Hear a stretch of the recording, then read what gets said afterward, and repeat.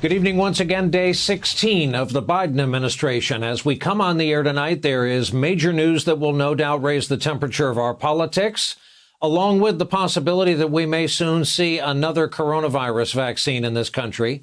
As we all watch the Republican Party in the process very publicly of deciding what it wants to be, who its leaders are, what it wants to stand for. Tonight, the House voted to remove the QAnon Congresswoman Marjorie Taylor Greene of Georgia from both of the committees she served on as recently as this afternoon, the Education Committee and the Budget Committee, despite near unanimous opposition from her party. Vote was 230 to 199. It came amid mounting outrage over the crazy conspiracy theories she has endorsed and repeated. 11 Republicans chose to cross the aisle to join the Democrats. Here they are in ejecting Greene from those committees, which essentially sends her into a kind of legislative exile. In remarks on the House floor this afternoon, Greene apologized for none of it. She expressed regret for her comments and said she, quote, stumbled into QAnon after doubting media reports. The problem with that is, though, is I was allowed to believe things that weren't true. You see, school shootings are absolutely real. 9/11 absolutely happened. I never once said any of the things that I am being accused of today during my campaign. I never said any of these things since I have been elected for Congress. These were words of the past. Shall we stay divided like this? Will we allow the media that is just as guilty as QAnon of presenting truth and lies to divide us? Here, for the record, the briefest reminder of some of Greene's greatest hits that led to today's vote. Many Americans are like blind sheep, just going through life, not paying attention. There is an Islamic invasion into our government offices right now. How do you get avid gun owners and people that support the Second Amendment to give up their guns? Maybe you accomplish that by performing a mass shooting into a crowd. The so-called plane that crashed into the Pentagon. It's odd, there's never any evidence shown for a plane in the Pentagon. Q is a patriot. We know that for sure. Many in our government are actively worshiping Satan, or they call Moloch. Q is saying that they participate in pedophilia and spirit cooking. There's a once-in-a-lifetime opportunity to take this global cable of Satan-worshiping pedophiles out.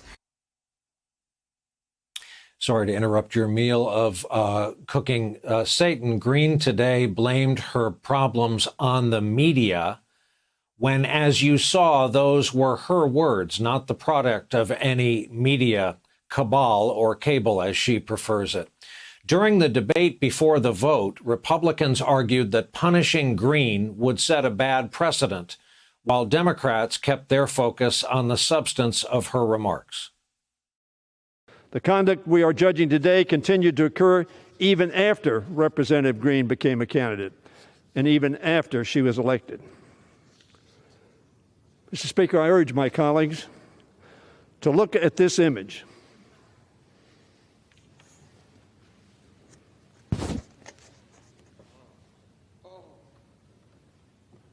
We are dealing with conduct that brings shame on this House. It is exactly the kind of conduct that helps fuel domestic terrorism. Who's next? Who will the cancel culture attack next? Now they're coming after Miss Greene? I fear that if we open this particular Pandora's box, we will not like what happens next. AB, I'm going to read you a quote from Steve Schmidt yesterday. Extremism is the brand of the GOP. We have a dangerous autocratic movement in this country.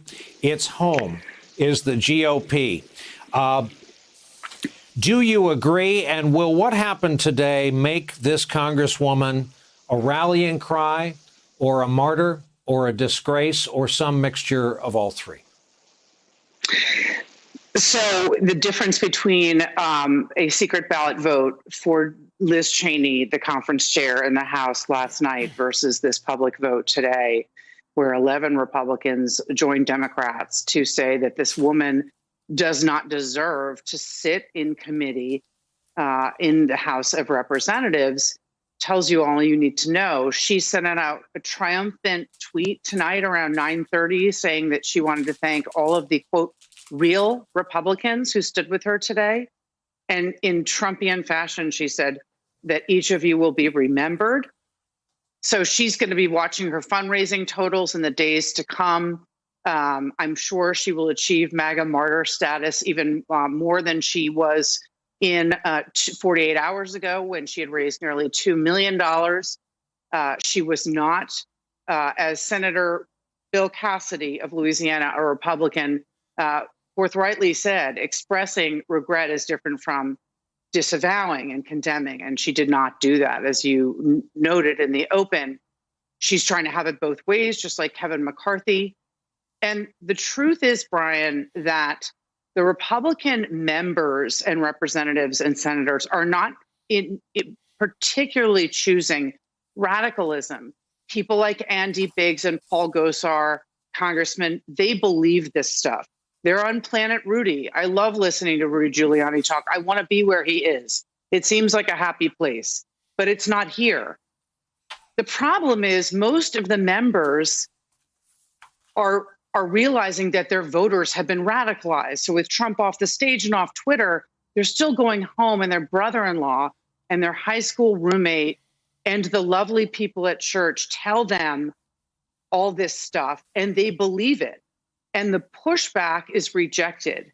So even though we have an escalating disinformation crisis, when these members of the Republican Party try to say that stuff isn't true, they are told this is a free country, and I've heard this myself. We are free to think the way that we want, and we don't appreciate the media and the Democrats saying that Trump supporters need to be deprogrammed. So once the voters have been this radicalized, this is where their representatives will follow. Hey, thanks for watching our YouTube channel. You should know that you can follow today's top stories and breaking news and catch up on your favorite MSNBC shows all in one place. Download the NBC News app today.